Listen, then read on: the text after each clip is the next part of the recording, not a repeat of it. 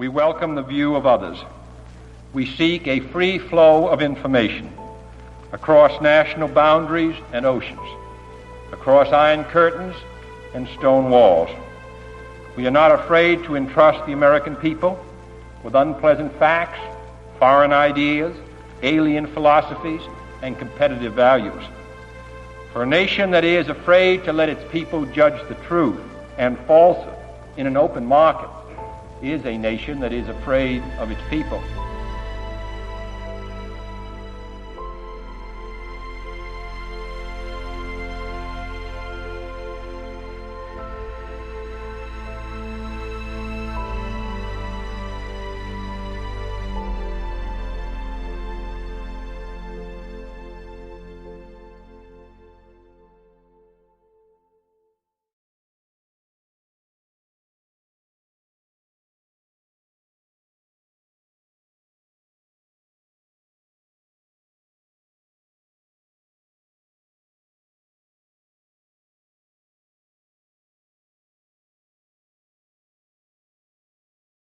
Thanks a lot for doing this. I appreciate it.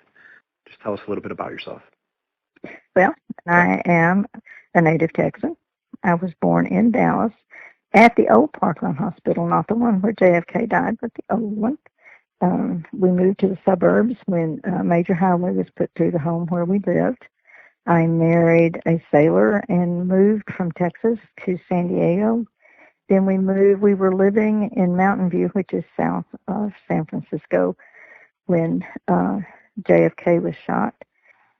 There was a lot of problems with racial incidents, and there was also a lot of prejudice, because if you were not a white Protestant, then you actually sometimes didn't matter. But the fact that we had a Catholic president was kind of a not popular thing, just let me say that. Mm-hmm. If we can maybe just flash forward a little bit after you had left San Francisco and moved back to Dallas, I guess permanently, I don't know, what year would that have been? We moved back here in 1967. Okay. Let's flash forward maybe 10 years. I went to work there the first day of July 1977, and I went to work in communications and spent 25 years there. It's a strange thing about I don't know about the communication centers and any other law enforcement agencies, but ours was kind of like a home away from home for the officers out in the field, or the people that worked there. If they didn't have anything to do, or they'd come in to book a prisoner or pick up something, they would come by and speak with us and sit and chit-chat. And on the weekends and holidays, that's where they spent their time. So we had a lot of time just to sit around and talk. Would you guys ever sit around and talk about the 1963 event? Well, yes, and especially because one of the sergeants, my first sergeant actually, that I had when I went to work for the Sheriff's Department, who incidentally was married to my best friend in the 6th grade, was actually on duty the day that Kennedy was shot. Is that Jack?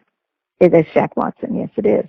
Oh, okay. And most communication centers now are manned by at least 6 different people. You've got your call takers and all of those kind of personnel. But Jack did it all. There was a telephone. There was somebody sending teletypes, but Jack was the dispatcher and the telephone operator. And he said that things were absolutely a zoo. Has he divulged anything that may be considered insider information? I don't think that anybody really in the Sheriff's Department. Maybe there were some. I know there were some, because you never find anybody that agrees 100%. But the general consensus at the Sheriff's Department at that time, to my knowledge, because I was not there, but when we would sit around and talk, it was that there's no way. And they did not believe that Oswald had killed him. So that was the sentiment in the office there? To my knowledge, it was, yes, and was when I went to work there. And I think that because it was 10 years later, that the talk was more free and was more freely spoken, in less trepidation of retaliation than it probably was back the 10 years, during that 10 years before I got there.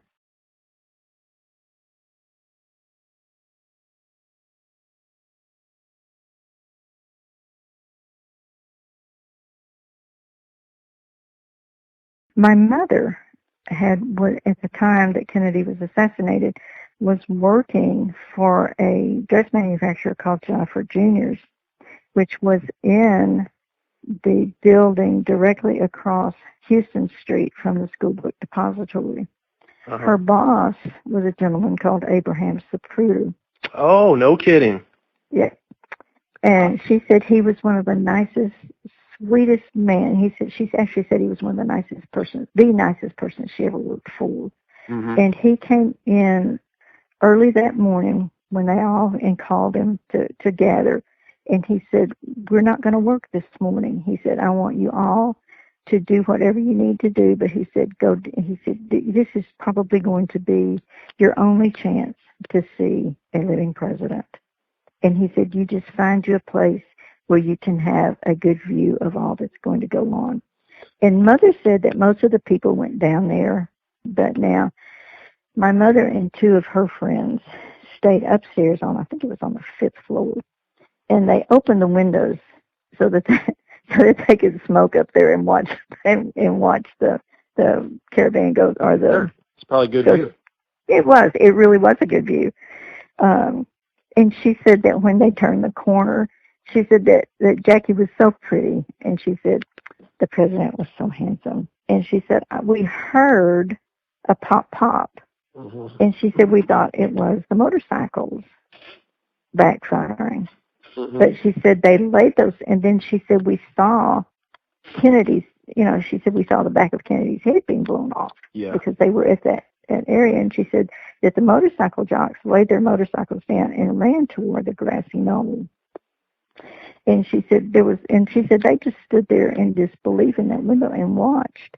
Mm-hmm. But she said probably 15 minutes later, she heard a noise, and her workstation was all the way across the room. Now, you could see all the way across that room. And she said there was a man walking past her work table, and she swore until the day she died that was Lee Harvey Oswald. And she said she locked eyes with him. He walked all the way back to the back of their building and took the freight elevator down. Now, this would have been in the building that Zapruder worked out of? Yes, it was. It was. Okay. She said that she watched him get in the elevator and go down. She said, I don't know what happened to him, but she said it chilled me. Mm. Right. And we talked about it off and on and over the years. And I said, it would be nice, since you were an eyewitness to all of this, mm-hmm. if you would just write down what you saw, what your reactions to it were, and how it affected you and the people around you. And she looked at me and she said, "What, you think I'm stupid?"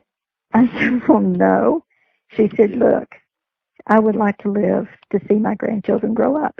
Mm-hmm. And she said, she said, "You need to stop and think that everybody that has talked or been vocal about what happened that day is dead." And she said, "I'll talk to you, but I will not talk to anybody else." Yeah, there's a list.